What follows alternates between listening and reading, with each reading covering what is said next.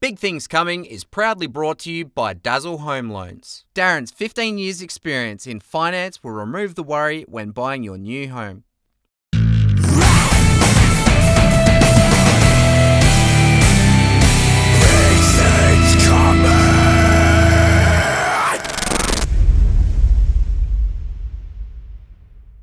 What is up, ladies and gentlemen, and welcome back to another exciting episode of Big Things Coming. Yes. Mel and Geordie, how are you guys? I'm well. I'm vibrant today. You're looking good. I've got the quirky dress Red on on, black on red. matching my hair. Looking sweet. Oh, thanks. That's not a word people use a lot for me, actually. So thanks, Geordie. There's a change, you know. I'm doing good, bro. How are you? Good. I'm very well. Thank you for asking. Got the amazing bowl of lollies. Every time. So, Frankinator, you should take a pick out of Mel's book on how to make a lolly bowl. Oh, man. Because I think we've got the best lollies in Perth, right?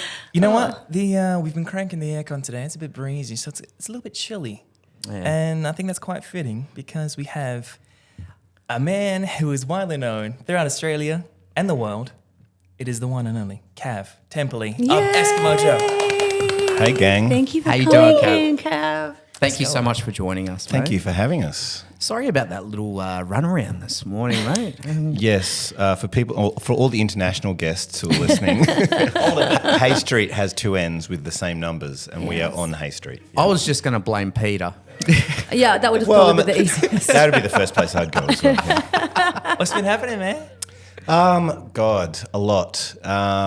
We've kind of got back to business in a massive way this year because it's like a we're still talking about post-COVID years, but this is officially the first, no one's really paying attention to anything anymore. Yep. And gigs are happening, which is great. Fantastic. So, we all kind of struggled through playing some shows and pivoting and doing all kinds of bits and pieces during the full lockdown years. And some cool creative stuff happened in that time because everyone's just locked in bedrooms being creative, which is great. Yes. Yeah. But this year we've just been out playing 1 million shows and it feels really good. That's exciting. Yeah, I'm super excited to hear what new stuff you've been working on as well. Always new stuff.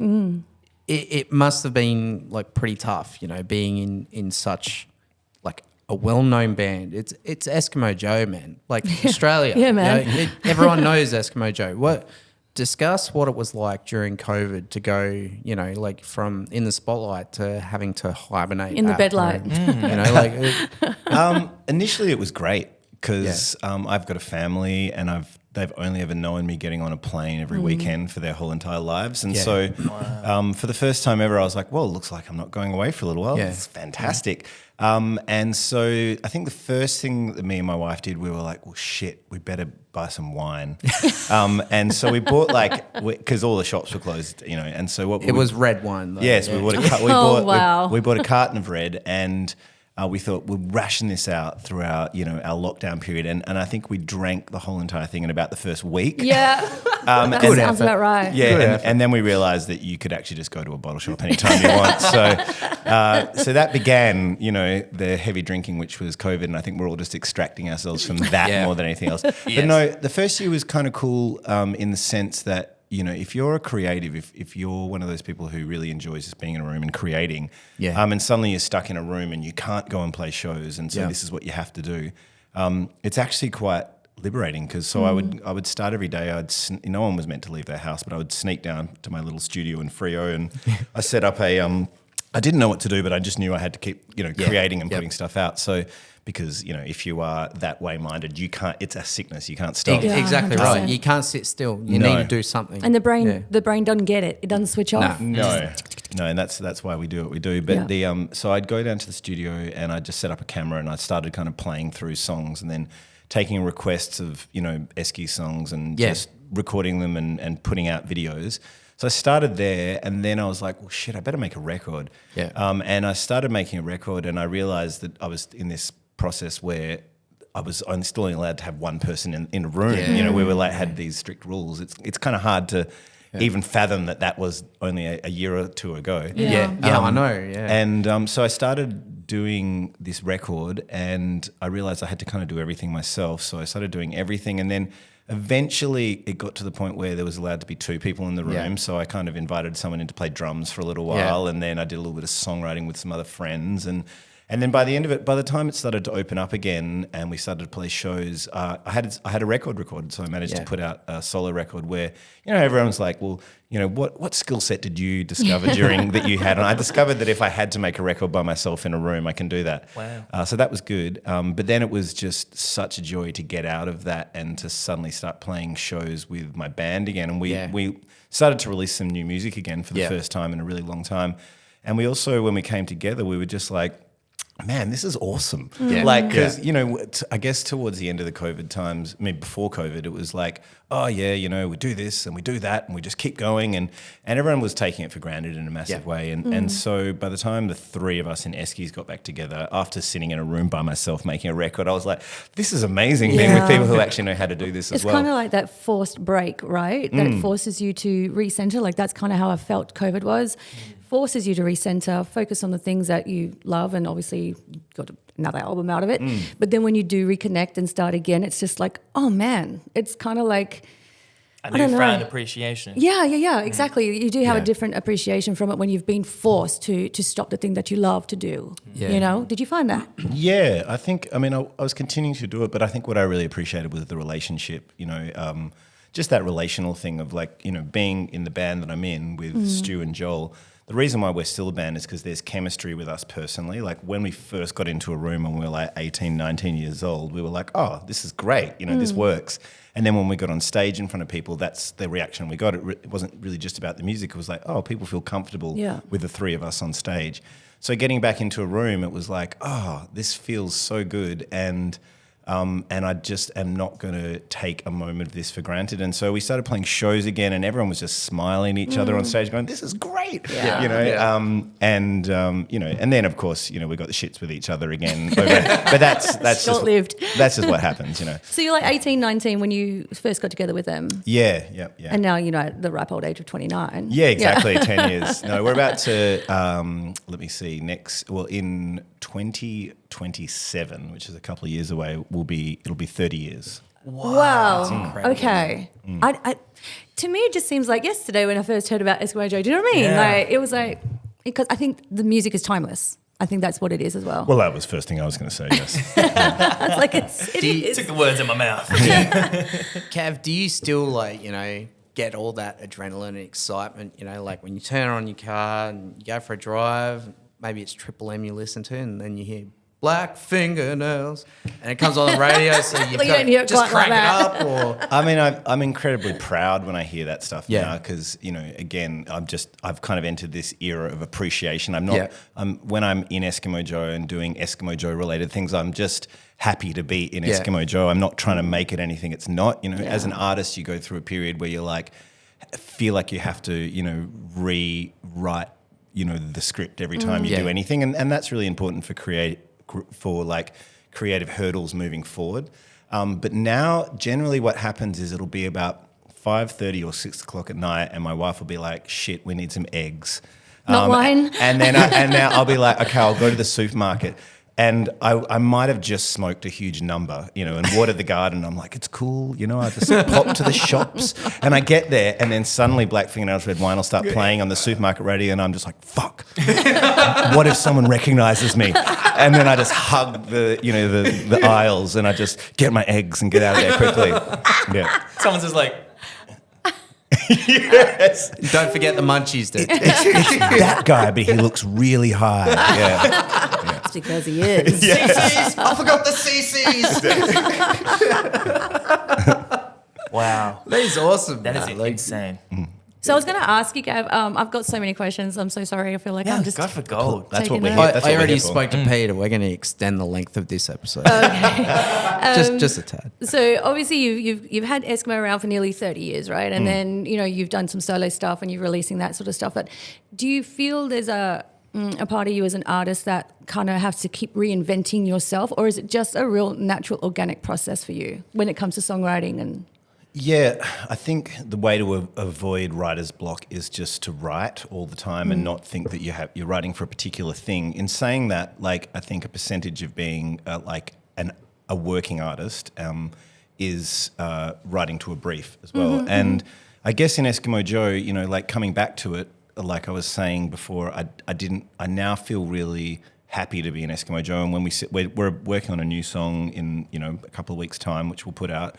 And we sit down and we're like, well, let's just write an Eskimo Joe song. We're not like, oh, like we have to now be a synth pop band, or we have to be like this or follow this trend. We're just like, we just do Eskimo Joe. But the reason why I allow myself to do that is because we actually took a bit of a break. We did this from, you know, 18, 19 onwards. We're doing this 2-year cycle where we'd write a record, you know, record the record, tour the record, start all over again. And by the time we got to about 2013, we were all just a bit burnt out. Yeah, for sure. And we needed a break from each other. We needed a break from that thing, you know, of just feeling like you had to reinvent the wheel every time you walked into the studio. Yeah. So we all kind of went off to do some other things without breaking up the band. We still would gig, you know, like every couple of months we'd play a show.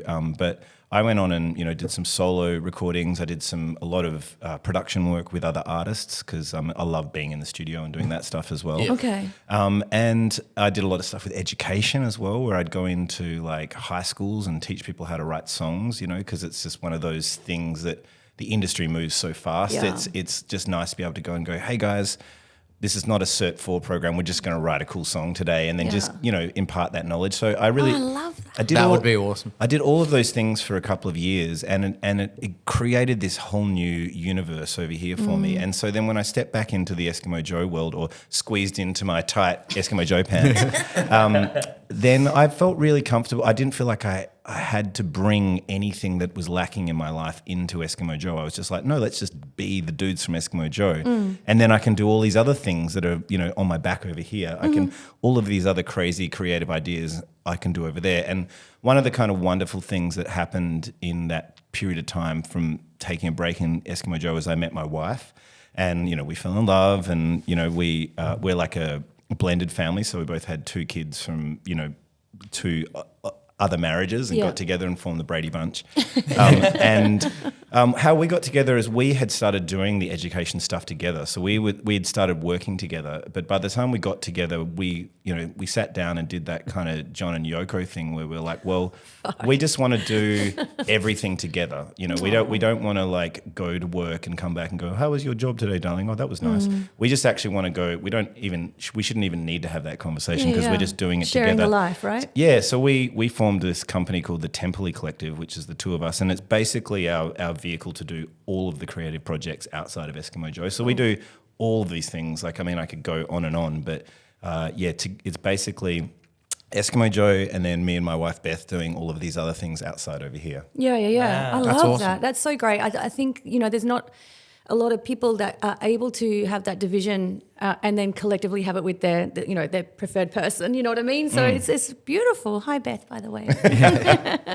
I've got to agree, dude, because you know, I'm very fortunate. My fiance Cassie, she does a lot of the graphic design and the photo work and stuff for my band, and I think that's one of the things I enjoy the most is, you know, avoiding the "how was your day" conversation and both of us sitting down together, working on something together as a team.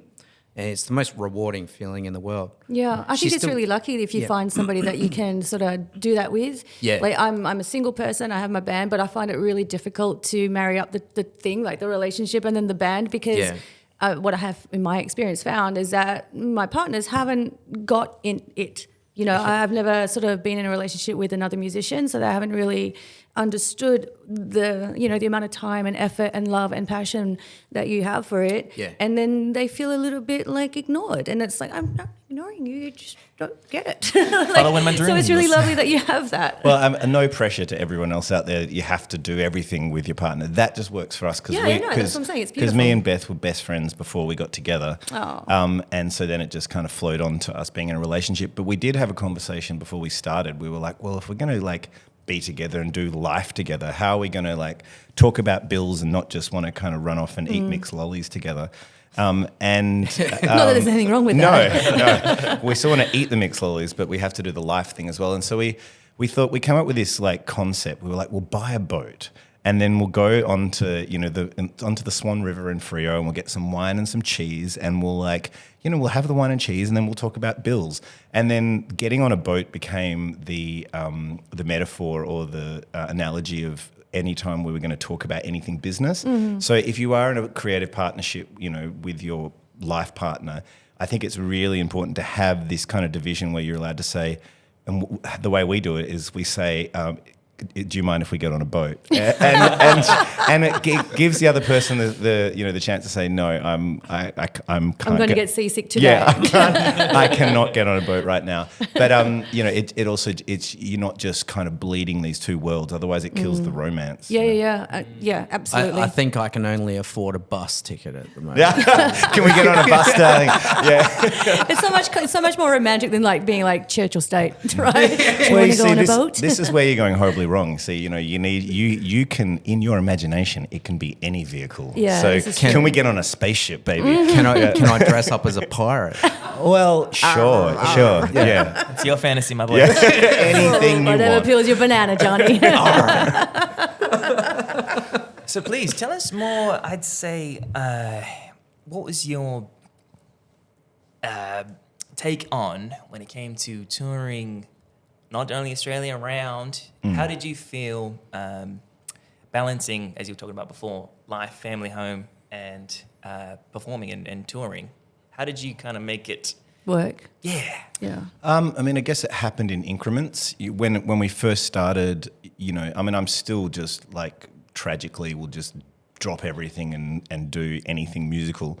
But when we first started, it was like, it's kind of like getting in the army. There was the three of us, and it was just about the guys, and we would get on the road and we would do these like 6-week tours of Australia. And then when we started touring the States, it was like 8-week tours of the States and Europe. And you just would do it without question. Yeah. And then as, we had children and these other things in our world became more important than just the band, then it was this kind of life-work balance that everyone has to do. And so after, we went really hard, but then after taking a break, we decided we didn't really want to do that style of touring anymore. We didn't really want to go to America for months at a time in a van and play to 5 people in a strip mall in Phoenix, Arizona. I don't believe for a second that happened in your world. Well, yes, there is. America is a very large country. It is. I understand that. One day you're playing to a full room. Next day you're playing to 2 people. Right. I think we just decided let's do it in a way that's enjoyable for us. So now we're kind of like FIFO workers. We go away for the weekend, and we're now just starting to think about, do we want to go back overseas again? But at the moment we've been playing pretty much, if we want to play every weekend in Australia now we can, and they're all these kind of heritage style festivals. So you go out and you play it, and then you come home to your family, and it's just not that stressful, and it's really enjoyable. Do you still get the same sort of buzz from it, from playing live? And yeah, absolutely. But again, different, depends what the show is. Sometimes you just like, you walk and you're like, yeah, it's a bit walk in the park. And then sometimes, like, we just finished this huge, big acoustic run around Australia where we did all of these kind of like beautiful town hall theatres in country towns. So it was about 22 dates. So it was nice to do a proper run of shows again. Wow. But it was a brand new show that we were putting together. And so I guess at the beginning of that, you're like, shit, how's this going to go?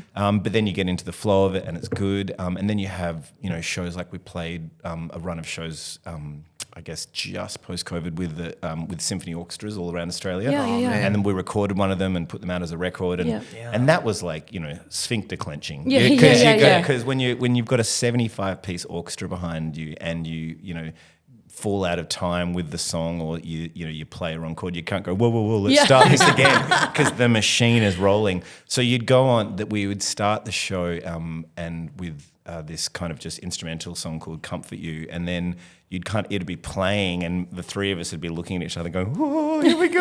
And so that was like probably, the most nervous but then that energy is so, vital to, driving you to do bigger and better shows. So once that kind of energy completely goes, it's kind of a bit like, oh, well, what are you doing this for? Who initiated that, by the way, with the orchestras? Who sort of put that in motion? It was kind of a master plan for me personally. I always inform the guys later. I'm like, okay, this is the master plan. And they're just like, whoa, Kav.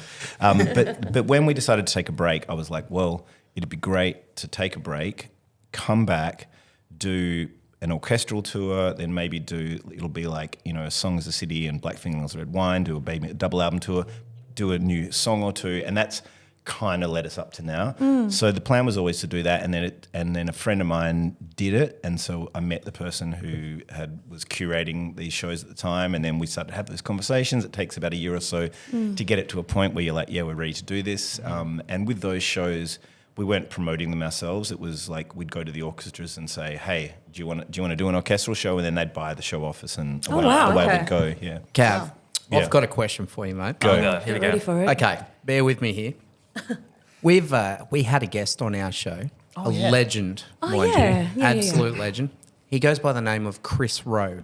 Okay, he told us a story about he was playing a little gig. I believe it was at ECU, Dude, I can't remember now. I think but you're it right. might be. Edith Cowan, and they were like a hardcore band, right? And so he was like squatting down, doing like the Jim Morrison thing. And he's gone to get up or jump up, and he's fallen off the stage, and he's taken out one of the foldbacks with him. And he said the first thing he saw was you shaking your head.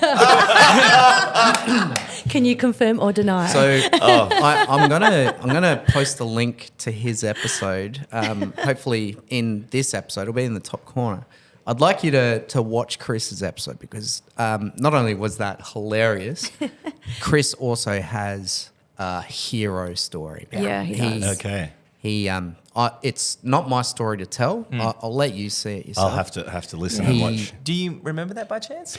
No. I'm sure he said it was a long time ago. Well, and this is the funny thing about being one of three people. It could have been me, or it could have been my other two bandmates, because there has been many times in the past where my bandmates have just, like, especially Stu and Joel, when they get together, they can just be like, little shits, and so they'll do stuff, and then of course, because I'm the front man, they'll be like, oh yeah, that Kav guy, and I'm like, That guy. I was at home in bed.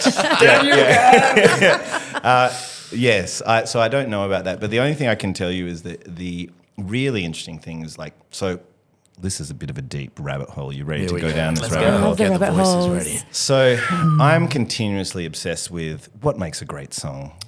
What makes an earworm. Well, it's not just an earworm, but what makes it go from an earworm to something that everyone's just obsessed with, about, right? Yeah, absolutely. And really, what I think it comes down to is archetypes. Okay. The good and the bad. Like, you look at the songs that were like, what's a good example? Look at Alice Cooper with Poison. Yep. It's just like, that he's the villain. You look at Taylor Swift. Yep. She's the good guy. It's like these archetypes of good and bad, Yeah. right? And so when we were making records, we made a Song of the City, and that was our second record, and it was a period of time we were in Freo, and we were writing about the people and everything, and we went out there and presented this album that we'd produced ourselves, and we'd had a lot to do with, and we were super proud of it, and we were happy being like the guys next door in Freo. We were like, that's cool. And then we went to the ARIA Awards, and we were up for a whole lot of ARIAs, and we lost most of them to Jet, and Jet had just had Are You Going to Be My Girl on the iPod commercial. It was a no-brainer, but they were, and the winner is Jet. And then they would get on stage and they look like rock stars, and I was like, okay, like maybe there's something in this. Maybe I need to be a rock star if I want to go to that next place. So I started writing the Black Fingernails Red Wine record, and straight away I was like, well, what kind of rock star do I want to be? Well, I kind of want to be something kind of dark and slightly villainous, because that's so much more fun, And I'm not a bad person, but I never get excited by the good guys. I want to kind of be like a bit of a bad guy. And so we put it out, and it hit, and everyone knew straight away. Like, I didn't really think about this until afterwards, but they knew they could attach themselves to it straight away, because the archetype was really clear. They were kind of bad and dark and black and all of that kind of stuff. And then for years afterwards, it took me a long time to realize this. Everyone would be like, oh, those Eskimo Joe guys, they're such bad guys. And I'm like, have you met us? We're from fucking Perth. It's a country town. Everyone is very nice to each other. You're the second person to describe it that way. Yeah. It is like It is a country town. Yeah. And so for years afterwards, everyone really wanted us to be the bad guys because we actually suggested it to them. We were like, okay, this is who you're going to be. And it worked. And I wish I had much more presence of mind at the time to go, cool, let's just keep running with this idea. But of course, you know, being a creative, you want to reinvent the wheel, like we said. Yeah. So we kept going and going. But it wasn't until years later until these stories started to come in like, oh yeah, I met those guys that time. And they were just like, you know, they were bastards. And we're like, okay, we might be a little bit c***ish sometimes, but I wouldn't say that we're bastards, you know. We're going to have to beat that one. It is interesting, isn't it, how people perceive you, you know. I mean, I have been talking with my drummer, you know, we just completed our album and we're going to be putting it out and stuff like that. And we were talking about, you know, what you were talking about, we were using the word avatar, really. Like, what's your avatar? What are you going to be like on stage? What are you going to be? How are you going to be present in the world? You know, and I'm like, well, I'm going to be me because this is who I am. And I'm not like, I'm in music, I'm not an actor, I can't, but it's all part of that, right? But then I was thinking about it and do you know what? I have had some feedback about myself through the grapevine and from people through the years, and they're like, you know, she's a real stuck-up bitch. And I'm like, fuck me, man. I'm actually a very sweet, soft person. I will never get into an argument with you. What? See? That's what I mean. Like, it's because of my intelligence, right? I'll just shoot you the fuck down. No, exactly right. I'm kidding. No, but I'm just saying it's just like the misconception about how you are, you know, when you put yourself out in the world and people see you and they like, you know, you're either this or you're that or whatever.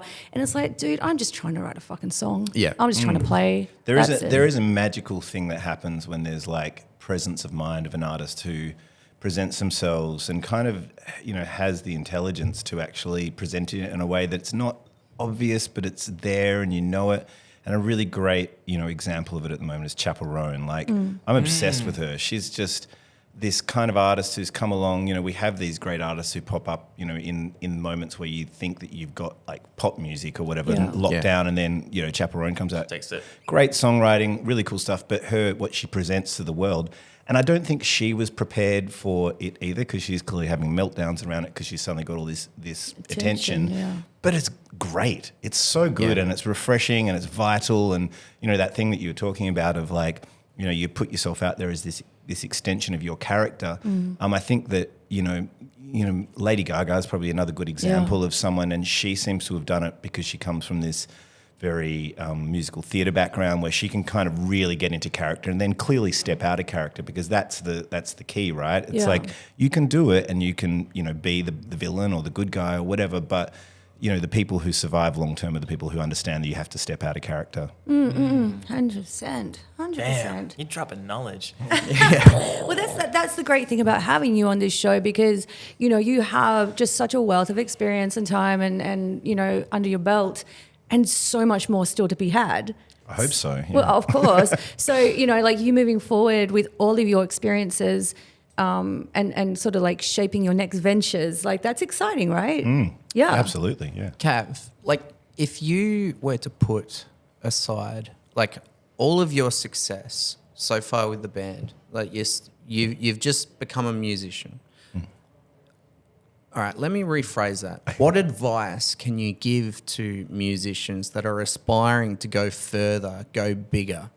You know, like what would you do in today's day and age to become a successful musician, releasing music, to actually get onto the billboards, into the charts, or to have a great music video, a presence? What advice can you give, mate? Well, God, there's so many angles and different things that you could go down there. But I guess, you know, some of the stuff that we've talked about is really important. Like, you know, create a character of yourself. You know, that is now the person. You know, it could be really honest, or it could be, you know, really adventurous, and then, you know, lock into that and be outrageous with it. I think I would have, in the earlier days, I would have gone more outrageous quicker if I had a presence of mind. You know, your craft, I think 101 is your craft, like working at it every day and, you know, getting better at songwriting, getting better at singing or playing. Like you work at that like it's your job every day of the week.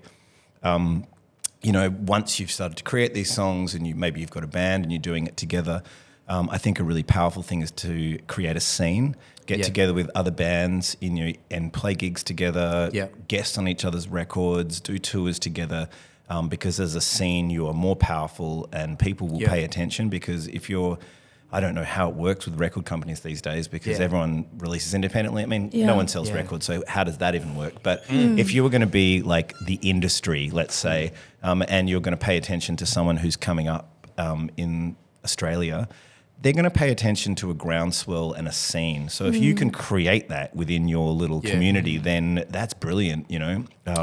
And there's lots of cases of that that's happened in Australia and around the world. The next part of it is, you know, understand that you're probably going to be managing and marketing yourself for a long period of time. And let's face it, you know, if you can continue to do that and just hire some people to help you along the way, you'll make a lot more money. Because, you know, managers and booking agents and everyone takes a percentage. So I mean, it makes any creative's head spin, but getting your head around, you know, how the industry works as far as where the money goes, and what I guess what I mean with that is like, okay, you've put out a record, you've got a manager, they're going to take 20%. What is that 20% entitled? What are they doing for that 20%? Like that's a really important question, because if you're getting paid $100 for a gig, you know, that's $20 going to a manager. What are they doing for that? You know, does the cost outweigh the reward? Make sure it's not stuff you can just do yourself. Fire off an email. You know, invent an office person, you know, called Steve who fires off emails. In Big Things Coming, we've got Dave. Fuck you, Dave. Fuck you, Dave. Every single time. So understanding how that works is really good. And then I think the marketing aspect is really, really important. Like, you know, people get too tied up in like, oh, I have to post TikToks or I have to do this. It's like, man, if you become a TikTok expert, what's going to happen in 5 years when TikTok doesn't exist? Anymore, It's a bigger thing than that. It's actually just about, you know, imagine that these, you know, these platforms, these social platforms are just portals to your fans. And really what you're doing is engaging with fans. And any of these, you know, people who started Instagram, they'll tell you that, you know, if you want to get traction, you know, like post to post and have people come to your shows, it's actually not about the ad. It's about how much you engage with the people. And so as you're growing your scene, you're growing your community, and, you know, and these are the people who are going to support you, because I think that really it's always, you know, we think that we're in this modern world, but it's so grassroots. It's about going from town to town and spruiking your wares and telling everyone that you're there. That's great advice. Really great. Thank you for sharing that. Did you take notes? I'm taking it all. What are you talking about, man? I'm recording this. I'll be watching. I could just see poor Geordie's brain like tick, tick, tick, tick, boom, boom, boom, boom, boom. So another guest we had in, her name is Hayley Robin. Yeah. Oh, yes, Hayley. I love Hayley. Great friend of mine. Hayley was lovely enough to play a song live for us as well. And she spoke to us. You guys have been doing some recording together, or she's been doing some recording under your guidance. Yeah. So talk to us. Like, what's the experience like? You know, working with other musicians in your studio. Look, I love it. You know, I do a lot of the production work I do is similar to what I do with Hayley, where someone comes in and they've kind of got the beginning of a song, and I guess my superpower is songwriting. So I'll help them flesh out the song to something that I think that I would want to listen to. I guess is the best way to say it. And then you know, I'll end up playing every instrument, because that's the solo thing. You know, you're like, I want to make a song. You're like, great, okay, I guess I'm playing guitar today, and I guess I'm on the drums today. So you do all of those things, and you know, it's really, really good fun. But yeah, that's a lot of the work that I do. I'd love to do more band work, you know, in the production style of things, but really, I guess, you know, I'm always putting so many hats on. So, so working with Hayley's great. I work with lots of other artists as well. But, you know, I think, you know, to answer your question, I love the idea of being in someone's corner creatively. Yeah. And I don't know how you quantify those things financially, because obviously people have got to pay for their time to come in for you to do work for them. That's how the world works. But I really love the idea that, you know, people can come in and we can work on a song of theirs. They can go away, they can play some shows, and then they can come back to me and go, you know what, I've got another idea for the second verse. Great, let's keep working on it. Yep. And just get that song to a point that everyone's super happy, and then we, you know, mix it and we put it out or whatever, as opposed to this, you know, thing where you have to go into a jam room, write the record, then you go into the studio and you've got 2 weeks to record the whole thing, and then you put it out. I mean, that's great if you're a really, really well-rehearsed band, but I think for an artist, you know, you just want to, you need time between things. So I really enjoy that process. I enjoy someone like Hayley coming in. We work on a song. We sit on it for a bit. We work on it a bit more. We nurture it, Yeah, we get it to a point where we're all really happy with it. Then we're like, cool, all right, let's mix it. Are you selective about who you work with? Like, is the thing like, you might like the person as a person. I was getting to this. But I was just going to ask, like, or is it more like something that really like burns a bug in your ear, and you're like, fuck, that's a great track, I want to work with you on that? Or is it just, oh, sure, I'll work with you? Look, they just like have client-based, or it just people just have to have a level of musical competency. I Yeah, guess. yeah, yeah. I mean, I have some people who are lovely, and every once in a while I'll jump on like Zoom sessions for people who live in different parts of the world or Australia, and I'll just do a songwriting session with them on Zoom, which is not as much fun because you can't feel the heat in the room. Exactly, yeah. But often these are people who are, they do it like some people would play footy on the weekend. They were never going to become a footy star, but they love getting together with their mates and playing footy. Yeah. Some people just want to write songs, and that's for them. And often I'll work with those people, and they're not the most amazing musicians, but they get a lot out of it. But I don't then hassle them and go, hey, let's record this in the studio, because I understand the process that they're going through. They're doing it for themselves, and it's a bit of a different thing. And Zoom is it's like having a conversation over coffee, really. Yeah. So that's kind of one level of it. But then if it gets to, what I did with Hayley, then someone needs to, I really like it when someone comes to me and goes, I really want to write a song, let's write a couple of songs, let's find the best song, then I want to put it out. This is my plan of, how I want to do it. That gets me excited, because I think that there's a really daggy, I think it's kind of daggy because it's a very capitalist attitude, but there's a Steve Jobs quote, which is artists ship. And what he means by that is that the people who are considered working artists are the people who actually complete ideas and put them out. Doesn't matter how successful they are. Yeah. This is just about completing ideas, going through the process, mixing it, mastering it to the best of your abilities. You might do it better next time. Who knows? Yeah. Getting the artwork together, putting it out there, going to a few radio stations, doing a few podcast interviews, and then walking on to the next project. See, that excites me more than anything else. So more than just like people who are great, there's a lot. I've had lots of friends who are super talented who've done absolutely nothing with it because they just can't get past that 3/4 mark, and I find that so frustrating. So. Yeah. Wow. That is. I feel like I'm at the, not even, I'm like at the 5 meter mark. It's a lot of work, man. Like it is. Every time I make an album, especially, I get to the 3/4 mark, and I've made lots of records and for other people, but I get there every time and I'm like, this is so much work. Yeah. It's I forget every time. It's ridiculous. No, but that's good. You keep going back to it. So, obviously there's that deep inherent love for it. Mm-hmm. But it's good that it's surprising, because when you do realise, you probably go, fuck this, I'm not doing this no more. Also, every time, even when I'm just working on a single song, like I always think that I'm there with it. And then in hindsight, when I've done that extra bit of work, because I'll always show it to a friend. Like if I'm doing a solo thing or something else, I'll send it to Joel, who I trust his opinion in Eskimo Joe. And he'll always say, oh yeah, it's good, it's sounding good, but you're not there yet. You need to maybe think about doing this, or maybe think about doing that. And I go, oh yeah, you're right. And then I go back in and do it. And then I get to the final part. I'm like, man, I wasn't even at the halfway mark. Right, I just wanted to believe it because I didn't want to do any more work. Wow. I'm sorry, I'm just taking this all in. I'm like, this is like a TED talk, and I'm like, damn. I feel like I'm watching the episode myself. Yeah. Oh, good. But we're in it. Yeah. Very cool, man. So you're just going to keep on going. And Yes. you dropped some singles?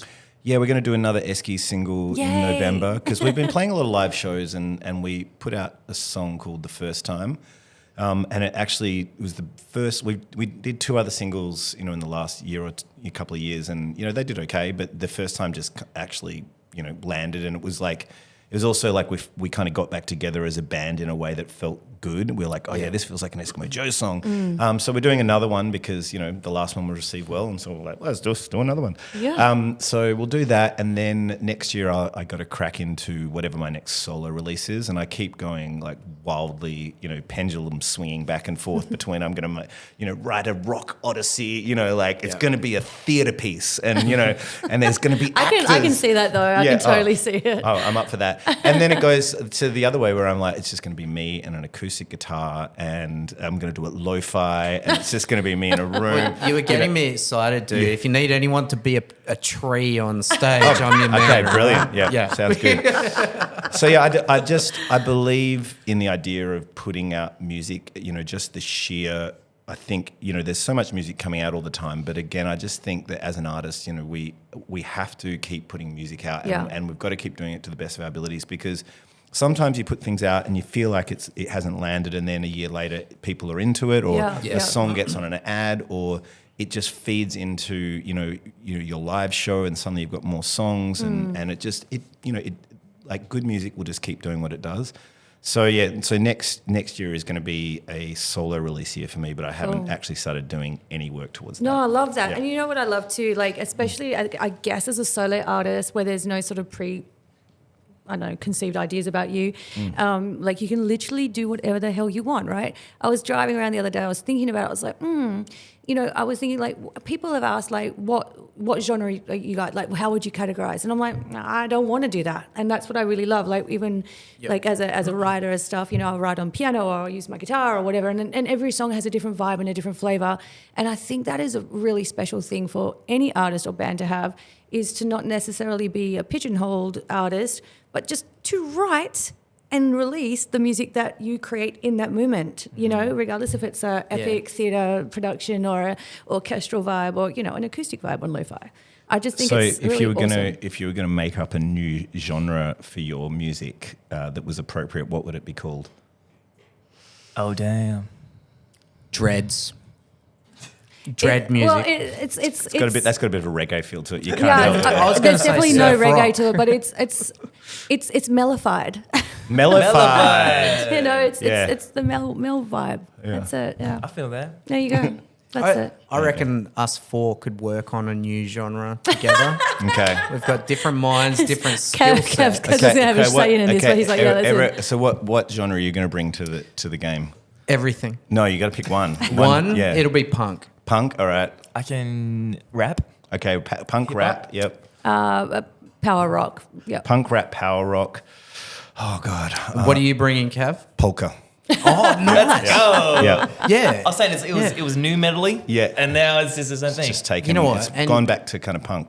Now we need a choreographer as well to help us, work out some wicked moves on stage. I don't know how that's going to look, whether we're headbanging or square dancing. Or just being a tree. Or doing a polka. It's important. Kids love the dancing. Yeah, man. Oh, yeah. Theatrics is all where it's at. Kev, it's been... Yeah. Sorry, We could sit here all day, absolutely honestly. amazing. We've got one more segment for you, Yeah, brother. one more good. quick Okay. one. And it's called What's on Repeat. Okay? So, Yeah. if we were to hack into your Spotify right now, all right, what is on your Spotify on repeat right now? Could be If you anyone. press play, it'd sound something like this. It'd be like, my friends call me a loser 'cause I keep hanging around. I've heard so many rumors that I'm just the girl that you bang on your couch. Yeah, Chapel? Yeah, it's Chapel, baby. I was going to say before you broke into that, I was going to say, you already said what's on repeat. You said it like 40 minutes ago. Well, Kav, it has been an absolute pleasure, mate. Thank you so much for coming in. Pleasure. Thank you. And we'd love to have you back on if you are Yeah. keen in season 3. Yeah, let's- just to talk about your new release and see where that took you. Yeah. Yeah, I've got to record it first Well, and release it. But yeah. then you can come and play something for us. Bring your acoustic in, Sure. and we Yeah. would love that so much. Cool. It'll just be Chapel. You realise that?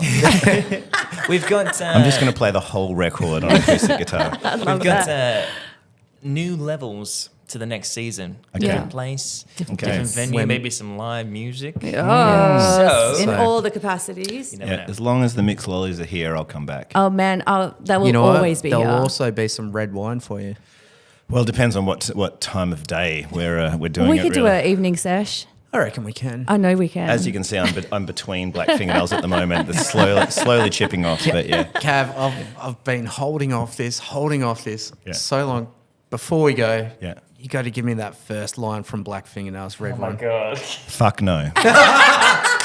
We're out. Yes. See you later, Thank guys. you so much, Kev. Bye.